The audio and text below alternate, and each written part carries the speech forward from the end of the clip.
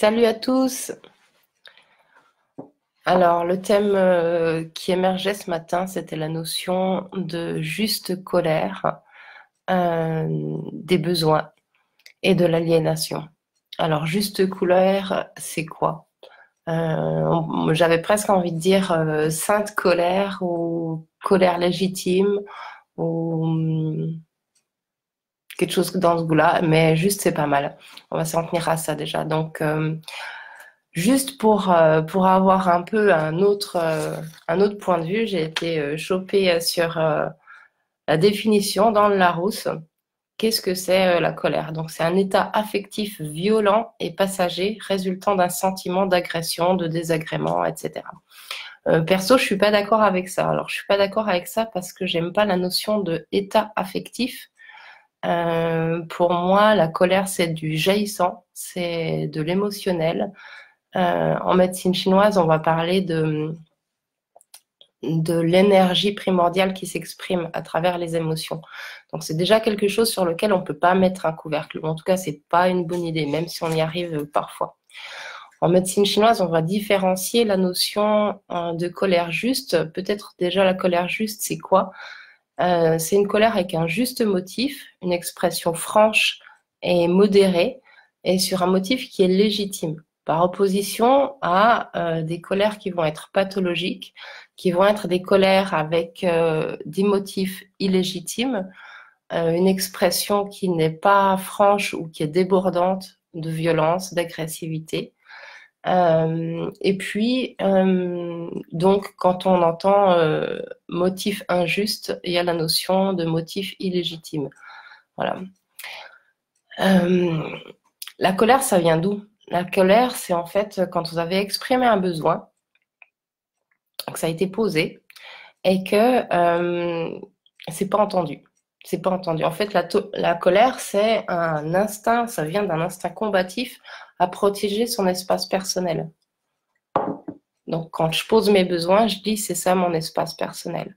Et j'attends que les personnes avec lesquelles je suis en lien, eh ben, elles en tiennent compte. Parce que ça, c'est la base du relationnel, quoi. On pose chacun ses besoins. On peut avoir tous des besoins qui sont plus ou moins différents. Par contre, on attend, et c'est de l'instinctif, on attend d'être entendu.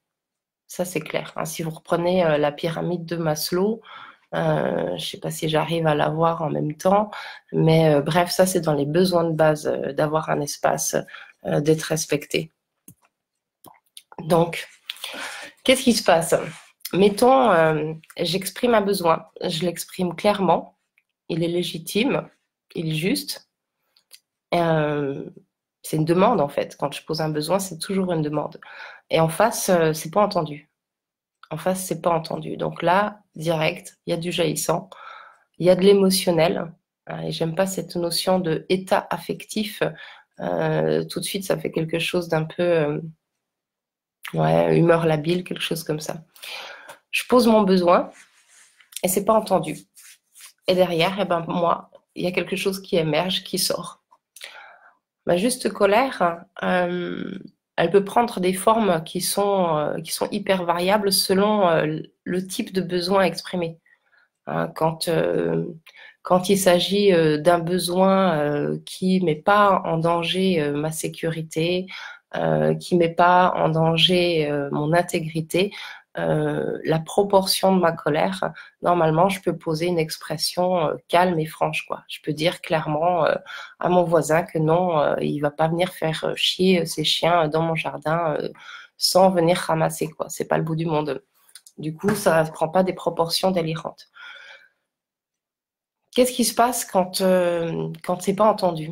Quand c'est pas entendu, une colère, quand c'est pas exprimé, quand ça peut pas être, parce que même si vous l'avez posé, et même si vous l'avez posé dans une forme qui n'était pas correcte, même si c'était agressif, même si c'était violent, même si c'était excessif, de l'autre côté, on s'attend quand même qu'il y ait une écoute. Qu'est-ce qui se passe quand il n'y a pas cette écoute-là? D'une part, eh ben, ça a tendance à générer de la colère rentrée. Ça, je pense que vous en avez tous fait déjà l'expérience. Et ça, c'est vraiment un facteur pathologique au niveau émotionnel et au niveau physiologique. En médecine chinoise, on peut considérer que la colère rentrée, la colère non exprimée, peut être une cause de maladie émotionnelle, voire physiologique. Donc déjà là, c'est intéressant. Ça veut dire que quand ça jaillit, même si vous n'avez pas le contrôle dessus, ça vaut mieux le laisser jaillir, sous peine d'avoir de la colère refoulée et de développer des comportements derrière qui vont être plutôt pathos. Là, j'ai envie de dire, au niveau culturel, on ne nous aide pas. Il y a quelque chose du point de vue judéo-chrétien, déjà sur la colère, il y a comme s'il y avait des bonnes émotions et des mauvaises émotions, puis par-dessus, j'ai envie de rajouter, il y a encore des émotions pour les filles et pour les garçons, quoi. Et on a déjà eu les couleurs pour les filles et les garçons, les jouets des filles et des garçons, et puis il y a les émotions des filles et des garçons.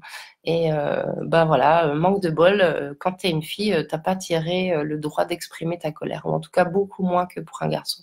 Les garçons aussi, ils ont tendance à se faire limiter, censurer, mais un mec qui tape le poing sur la table au bureau parce que ça va pas dans le sens de ce qu'il voudrait, c'est vu comme de l'affirmation, comme du leadership, comme de la domination, tout au plus, mais ça passe, quoi.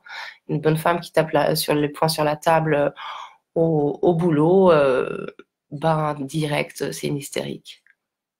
Eh oui, Ellie, tout ce qu'on refoule nous ronge, carrément.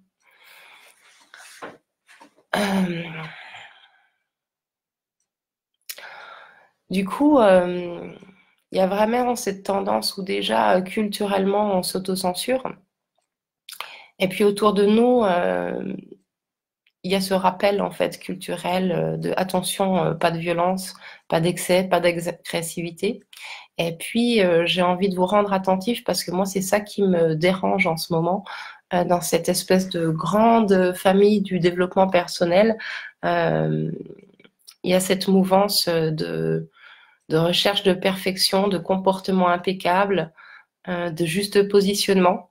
Alors bon, j'ai envie de rappeler qu'on est tous en chemin, qu'on fait tous du mieux qu'on peut et bah, particulièrement par exemple cette histoire de communication non violente. En communication non violente, c'est bien, hein, il y a des super outils et particulièrement pour exprimer ses besoins, ça c'est hyper pertinent. Par contre, je suis mitigée quant à exprimer du jaillissant, exprimer de l'émotionnel. Comment on peut exprimer du jaillissant en restant dans un cadre de communication non violente? Moi, la communication non violente, quand je suis en colère, ça me donne plutôt envie de faire de la communication non verbale. Clairement, il y a des gens, j'ai envie de leur taper dessus, ça peut m'arriver, ça m'arrive encore, et puis il n'y a pas de problème avec ça, quoi. Au moins, ça sort, quoi. Voilà. Et en face, la réaction standard quand vous avez posé votre besoin, vous n'avez pas été entendu, ben, votre colère, elle a besoin de s'exprimer. Donc, soit vous refoulez, première possibilité. Deuxième possibilité, bah, vous avez envie d'aller la passer plus loin pour voir si elle est légitime ou pas.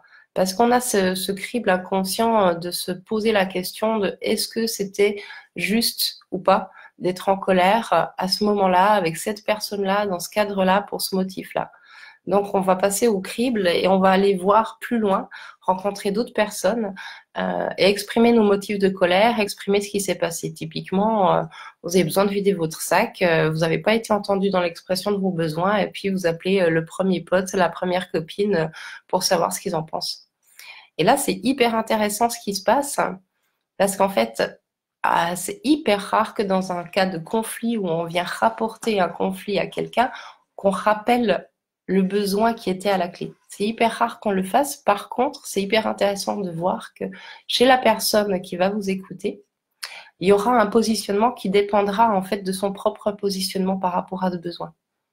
Ça veut dire la personne qui aura le même type de besoin que vous, qui estimera que c'est légitime, qui exprimera son point de vue comme étant juste et qui vous validera, qui vous donnera une légitimité, vous n'aurez pas de problème à échanger avec elle. Par contre, tous ceux qui vont vous revenir, vous mettre sous le nez le fait que vous n'avez peut-être pas utilisé les outils à votre disposition, que vous n'avez pas fait œuvre de communication non violente, de pardon, de tolérance, c'est toujours hyper intéressant de voir que c'est ces mêmes personnes qui ont tendance à soit nier ce propre besoin chez eux, soit le nier chez les autres et piétiner toujours cet espace personnel, hein, cette histoire de limite. Quand je suis en colère, j'exprime une limite qui est mon centre, cet endroit que j'ai besoin en fait. David, il appelle ça le jaune, le centre de l'œuf. J'ai besoin que ça reste intact. J'ai besoin que cet endroit ne soit pas piétiné. Et donc, c'est hyper intéressant que ceux qui sont OK pour rétrécir cet espace, ils vous entendront pas. Et ceux qui ont tendance à aller piétiner celui des autres sur ce même besoin-là ne vous entendront pas par là même. Voilà, donc qu'est-ce que ça donne? Bah, ça génère une frustration délirante et un sentiment d'aliénation. Un sentiment d'aliénation parce que tout d'un coup, vous êtes jugé par l'extérieur sur le fait que vos besoins, ils sont légitimes ou pas. Ça renvoie à cette question centrale. Moi, j'ai envie de dire, en fait, la colère, bien exprimée, c'est mieux, c'est clair, mais la colère, ça peut pas être jugé par l'extérieur comme étant juste ou pas. Hein, on le voit là en termes de médiatisation, ce qui se passe en France. J'ai pas envie de m'exprimer au niveau politique, mais la révolte, la colère, il y a personne qui peut dire si celui qui la ressent, elle est légitime ou pas. Et ça, c'est vraiment hyper important. Par contre, ça nous invite tous à revenir au centre de soi, à redéfinir en fait, il est où mon jaune d'œuf? Qu'est-ce que je fais pour le protéger? Comment j'exprime mes besoins? Parce qu'il est là, en fait, le vrai problème. Un besoin qui est exprimé, on s'attend dans une relation à ce qu'il soit entendu. Et si vous êtes en relation avec des gens qui n'ont pas envie d'entendre vos besoins et qui mettent en cause le fait que votre besoin il peut être légitime ou pas, juste dégager, c'est même pas la peine, quoi. C'est même pas la peine. Toute colère, elle dépend en fait d'une relation à l'extérieur. Même si c'est une relation à un objet, à la nature, à un pays, à un milieu, ça demande toujours une relation à l'extérieur. Et vous êtes le seul à pouvoir choisir si vous avez envie de rester en relation avec cet extérieur-là. Voilà, donc réflexion du jour sur ce truc que je trouve complètement délirant où quand vous êtes en colère, l'extérieur se permet de juger si votre colère est pertinente ou pas sur base de conditionnements culturels judéo-chrétiens, parce que c'est quand même notre cas en Europe, et c'est hyper fort, bien qu'on n'ait pas tous grandi dans ce milieu-là.